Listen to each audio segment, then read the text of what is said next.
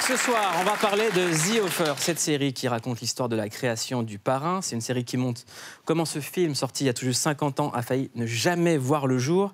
Ça raconte les histoires de l'imbrication de la mafia, d'Hollywood, de la revente des studios Paramount qui étaient un peu en suspens à cette époque-là. Qui a vu la série ici? Alors, qui clique sur la série, déjà? Ceux qui l'ont vu, est-ce que vous cliquez dessus? Moi, je clique pour la voir, parce que je l'ai pas vu. Pour la voir. Sur Play, quoi. Ok. Ouais, pareil. Et moi, soutien critique. Très bien. Vous deux, vous l'avez pas vu? Je n'ai pas Paramount Channel comme abonnement. On va demander à Cadmerat qui te donne les codes. Apparemment, tout le monde lui demande. Voilà, c'est disponible sur MyCanal, donc Cadmerat peut faire quelque chose. Donc on va vous donner envie de regarder cette série parce qu'elle est incroyable. Lily, pourquoi est-ce qu'il faut la regarder? Il faut la regarder parce que c'est un plaisir coupable, quoi. La genèse, en fait, du Parrain, c'est vraiment un condensé de tous les archétypes, de toutes les figures qui soutiennent le mythe hollywoodien.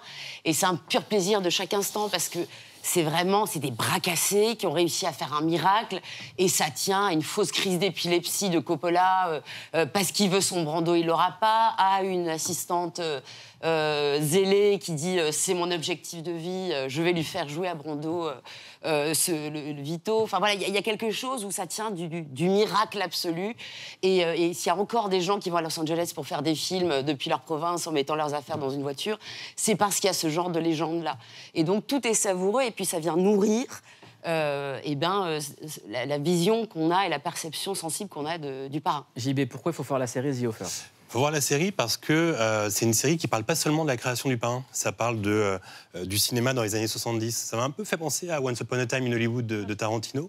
Et Babylone de Damien Chazelle aussi, qui va sortir là. Et il y a un super bouquin qui s'appelait Le Nouvel Hollywood, en fait, qui raconte aussi cette époque-là. Exactement, ça parle de Butch Cassidy et le Kid, de Charlie et la chocolaterie. Ça parle même de la création de la série Papa Choule. Donc vraiment, ça va pas seulement se concentrer sur le Parrain. C'est dingue parce qu'en fait, le producteur du Parrain, c'est quelqu'un qui travaillait à l'époque dans les trucs un peu militaires, qui se retrouve à Hollywood dans une soirée, qui rencontre quelqu'un au Château Marmont, qui était là. Le Château Marmont, c'est un grand hôtel à Los Angeles. Une Française. Une Française, jouée par Nora Arnezeder. Et en fait, ce mec-là décide de se lancer dans l'entertainment, le cinéma, et il commence par produire Papa Schultz. Et de Papa Schultz, il va au cinéma et son premier film, c'est Le Parrain. Mais ce qui est drôle avec ce gars, c'est que Le Parrain, son deuxième film, il avait produit un film avec Robert Redford juste avant. Qui n'avait pas bien marché. C'est ça. Et après, c'est une longue traversée du désert avec que des nanars. En 94, il revient au haut de l'affiche parce qu'il crée la série Walker Texas Rangers. Donc vraiment, il passe du Parrain à Walker Texas Rangers. Série géniale. On peut dire que le gars est un génie quand même. C'est Walker ça. Texas Rangers. Incroyable. Et après, encore des nanars. Et il revient avec $1 Million Baby en 2004. Donc vraiment un producteur très atypique. En fait, c'est un producteur random, quoi. Exactement. Il est hyper shuffle.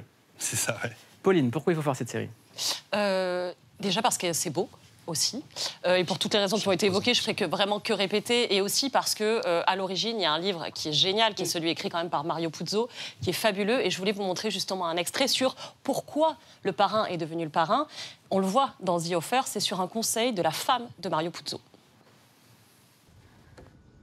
Fuck art, Mario. Start typing. You want me to write about the mafia? Yeah.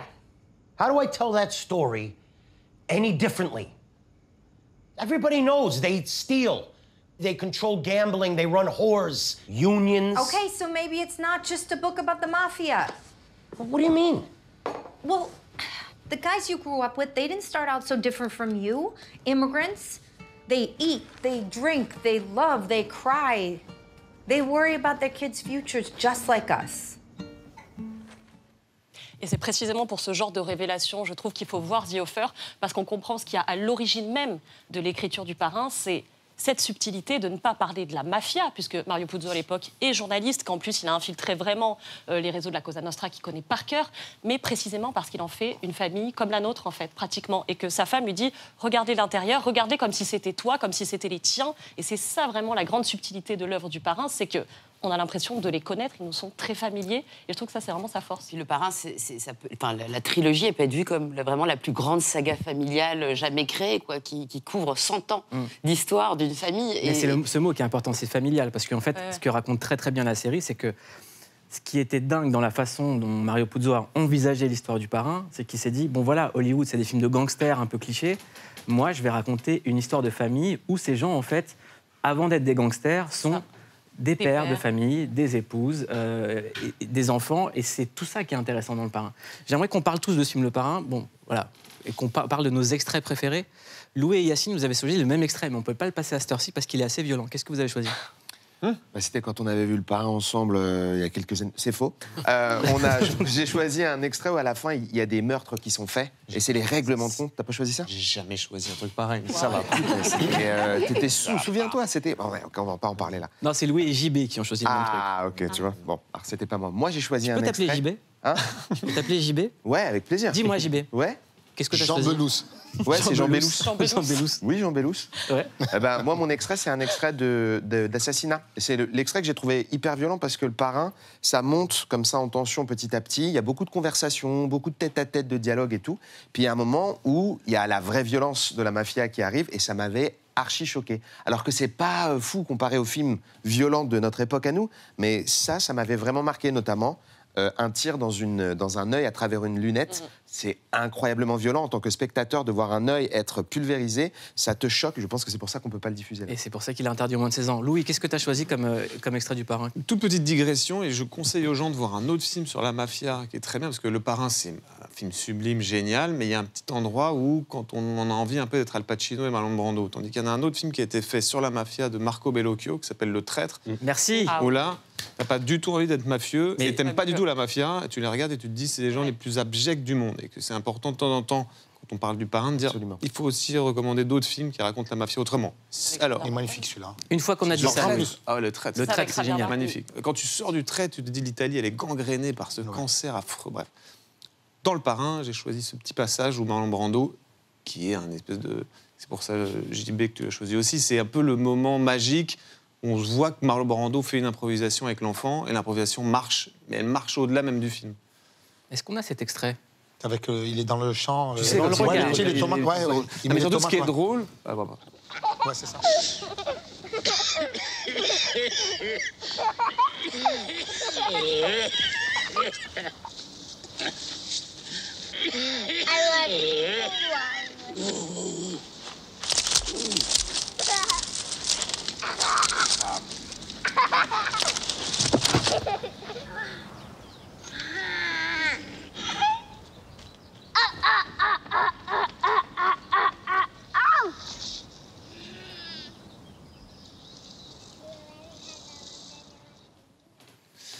C'est pas le moment, c'était le moment juste avant. Juste avant. Je suis d'accord. Merci pour l'ambiance. Écoute, on est chez Click. Il y a c'est quelqu'un bien. qui s'est dit quel extrait je vais Ça, c'est mettre. vrai. La fin, Si voilà. c'est Louis, ça doit être un truc bien sordide. Non, ce que je veux dire, c'est que c'est le...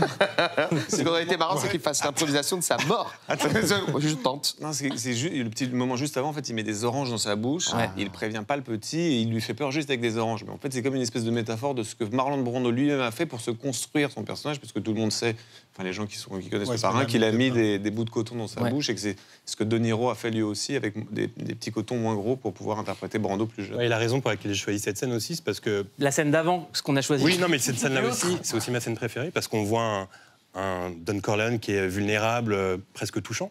Et le fait qu'il meure dans un potager comme ça avec son petit enfant, il y a toute une symbolique autour de... Un potager, ça repousse, etc. Donc il vient de laisser un peu sa famille à Michael Corleone. Donc il y a ce truc où tout va repousser et tout va continuer. Donc je trouve ça très beau. Moi, j'ai choisi Laurent, cette scène où, pareil, Don Corleone est très, très, très vulnérable. C'est le moment où il sort du coma et il comprend que son fils Michael... Pas sauvé. Non. Michael, qui était un peu l'élève, qui était militaire, qui était censé être dans le droit chemin, est parti en sucette dans la criminalité et la mafia. Michael.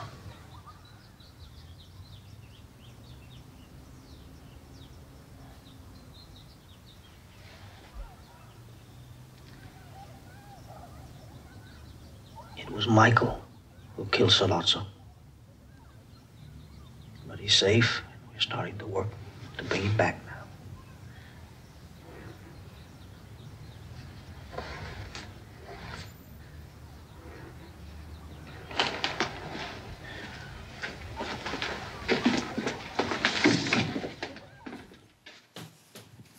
Voilà, moi j'adore cette scène en fait, parce que c'est un peu dans le même esprit que ce qu'on peut voir à la fin du film. C'est Don Corleone, qui est un peu le patriarche, qui en fait avait un seul espoir, une seule lumière, c'était son fils Michael. Qu'est-ce que, pour vous, Lily, c'est quoi la meilleure scène? Moi, Une scène marquante. C'est le meurtre originel, en fait, d'Al Pacino, justement, ce meurtre-ci dont on parle dans cette séquence. Comment? Dans le café, le resto. Ouais, dans le café, c'est l'utilisation du son du tramway quand il va commettre ce meurtre qui... J'avais choisi ça aussi, on est ensemble. On est un peu, tu vois, mais je l'ai pris, je m'en fous, je l'ai pris. Et voilà, et là, cette transformation donc, de Al Pacino dans le personnage, parce qu'il faut savoir que sa vie, elle était dure sur le tournage. Al Pacino, personne n'en voulait, il se moquait de lui. Il avait décidé, au départ, vraiment de jouer le mec qui n'est pas dans la mafia. Il le trouvait trop fragile, trop petit, trop... Et donc, de théâtre. Donc, acteur de théâtre, il n'était pas respecté jusqu'à cette séquence-là, et j'imagine que c'était difficile pour lui. Et donc, il y a vraiment une double mutation à ce moment-là. Il devient le mythe Al Pacino et le personnage. Moi, Lily, je vous propose quelque chose. Avant de regarder la scène du parrain, j'aimerais vous montrer les coulisses du tournage qui sont montrées dans la série The Offer. Regardez comment Al Pacino est raconté dans la série The Offer. So you look up, you see the tank. You don't know, was Clemenza even able to plant it? Right? That's the motivation. Then you go for the gun. Where should I put it? My pocket, my belt, what do you think? Where does it feel natural for you? Put it wherever feels right. That's what we do, dude. We're nervous. In here, we're nervous. Out there, we're playing somebody trying not to be nervous. Not to be gut. All right. Go get dressed. Okay. You got it. Yeah. Okay, thank you. Francis. All right.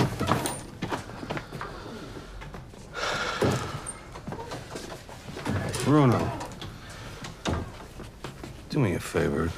When you put the gun back there, don't put it there. Put it to the left. Yeah, and like 6 inches higher. That's perfect. Do not tell it. Okay. Good man. Donc là, on voit dans la série comment Coppola prépare Pacino. Regardez la scène, qui est, pareil, ma scène préférée, mais je voulais laisser parce que, bon, voilà, c'est comme ça.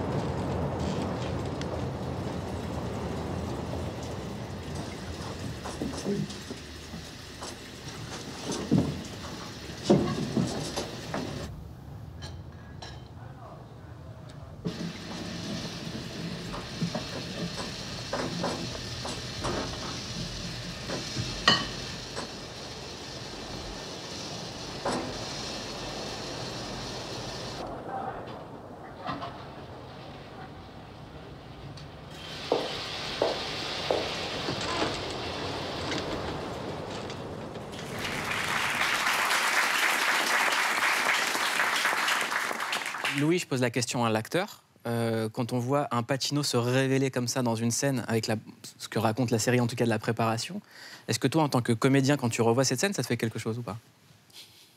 Oui, non, moi je me suis souvenu surtout de la fois où Bertolucci, les metteurs en scène qui font des petits pièges, ou quand j'ai joué dans un... Enfin, quand j'ai joué dans le film, un jour, c'est une scène dans une baignoire où il y avait Michael Pitt et Eva Green, on était tous dans la baignoire, et je dois filmer un spliff, un joint. Et évidemment, moi, en fait, je suis ultra angoissé par le shit et tout ça. Donc à chaque fois, comment s'appelle ça, l'accessoiriste, il me tendait du tabac, tu vois. Et en fait, pour les répétitions. Et en fait, première prise, je prends une énorme taf. Je la prends et en fait, je sens pendant la prise qu'en fait, Bertolucci m'a mis un peu de shit dans le truc. Oh là là. Coquin Bertolucci. Coquin Bernardo. Et en même temps, c'est Bertolucci. Non, et tout Bertolucci. Ah ouais, là oui. Et donc, d'un coup, je me suis et d'un coup, ça me fait penser à ça, de metteur en scène qui piège l'acteur à un endroit. Alors, Juliette n'a pas vu le film. Elle n'a pas vu, Juliette. Comment est-ce qu'on peut donner, Louis, envie à Juliette de regarder Le Parrain?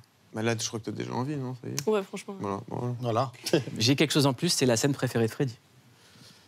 Ouais, mais moi en lambeau. Mais oui, je crois que c'est la première visite dans les bureaux un peu du parrain. Et il y a pas grand-chose fait à ce moment-là par Marlon Brando en termes de jeu, mais c'est juste très fort, quoi. Il y a très peu de mouvements, pas tant de dialogue que ça. Il y a une impro. Tu te rends compte de... Le chat, il devait pas être là. Ah ouais? Ouais, c'est une impro. Oui. C'est les chats du studio qui tournaient et Marlon Brando, il débarque en tournage avec un chat. T'as le réal, il est comme un ouf. Il dit, mais qu'est-ce qu'il... Il a dit, c'est Marlon Brando. Caresse le chat. Il devait pas être dans la séquence. Donc, big up au chat. Je sais pas s'il est là. Bon chat. Mais c'est comme les mouchoirs qu'il avait dans la mâchoire. En fait, à la base, c'était pas prévu. C'est lui qui a décidé de s'alourdir la mâchoire parce qu'il s'était dit que le Don Corleone devait ressembler à un bulldog, en fait. Donc, en fait, tout ça, le chat, comme tu dis, plus, c'est vraiment une interprétation folle de Brando sur ce film.